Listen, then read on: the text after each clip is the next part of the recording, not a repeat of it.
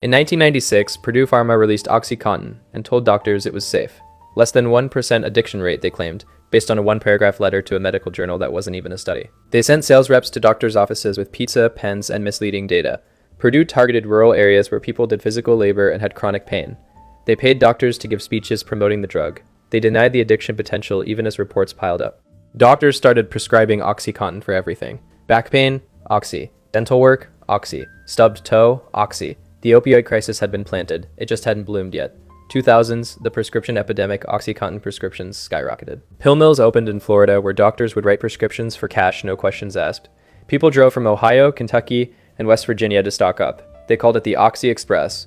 By the mid-2000s, prescription opioids were killing more Americans than heroin. These weren't street drugs. They came in orange bottles with pharmacy labels. Your doctor gave them to you. Your insurance paid for them. Adderall abuse spread through colleges. Kids who didn't have ADHD were taking it to study all night. It became the unofficial drug of higher education. Nobody called that a crisis because it was mostly white college kids. Purdue Pharma eventually got caught lying about OxyContin's addiction risk. Internal documents showed they knew it was addictive and marketed it anyway. They paid a $600 million fine in 2007. Their executives pleaded guilty to misbranding. They got probation. No jail time. The company kept selling pills. The Sackler family, who owned Purdue, became billionaires.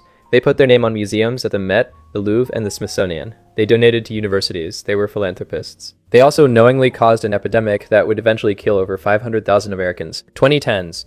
Fentanyl and reform. The opioid crisis was finally declared a public health emergency, but it kept getting worse, because now there was fentanyl. Fentanyl is a synthetic opioid that's 50 to 100 times stronger than morphine. It's made in labs mostly in China and Mexico, and mixed into heroin to make it stronger. The problem is dosing.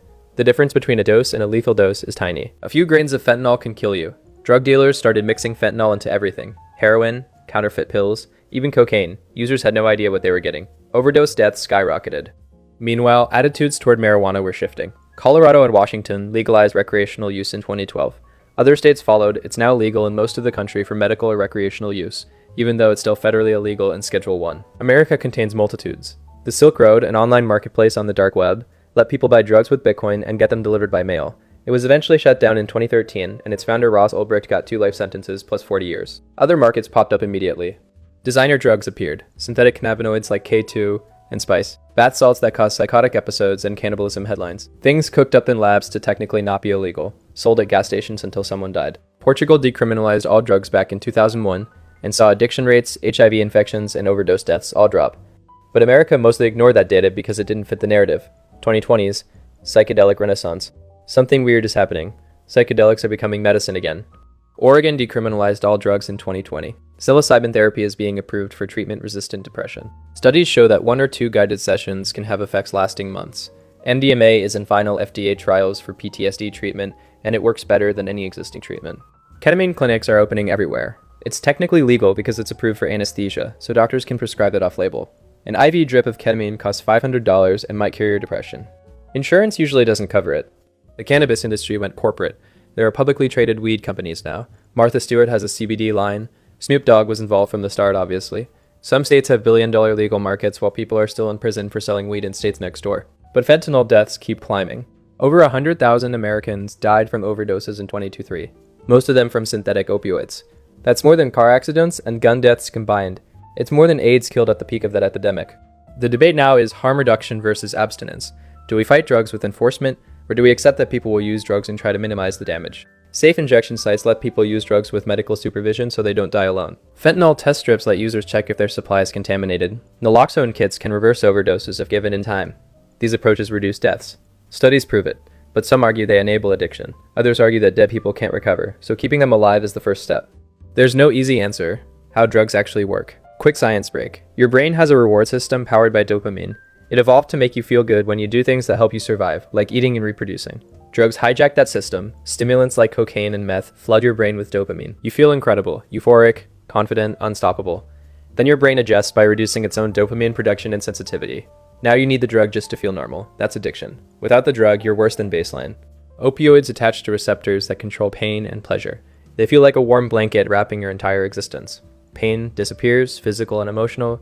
They're incredibly addictive because your body stops producing its own natural painkillers and starts needing the external supply. Psychedelics work differently. They bind to serotonin receptors and disrupt the brain's default mode network, the part that creates your sense of self. That's why ego dissolution happens.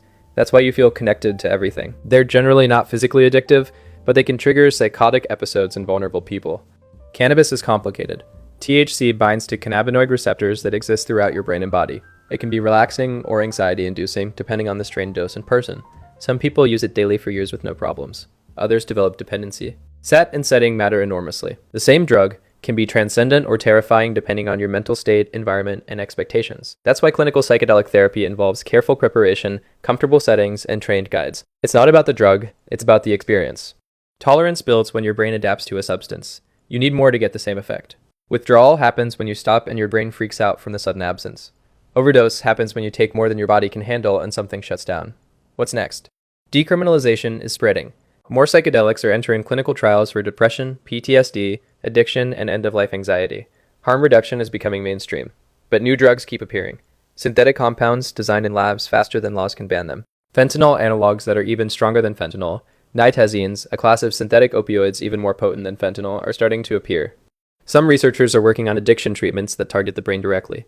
Vaccines that create antibodies against opioids so they can't produce a high.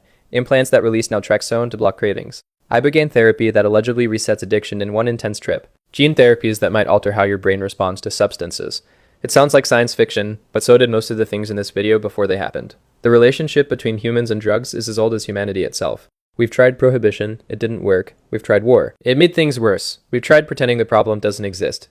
That killed people. Maybe the future involves accepting that drugs will always be here, and figuring out how to minimize the harm and maximize the benefit. Maybe it involves technology we haven't invented yet. Maybe it involves treating addiction as a health issue instead of a moral failing. Or maybe we'll just keep doing what we've always done, making the same mistakes, blaming the same scapegoats, and acting surprised when it doesn't work. That's drugs. All of it. From magic mushrooms in a prehistoric cave to fentanyl test strips in a harm reduction center. Thousands of years of humans trying to feel different than they feel.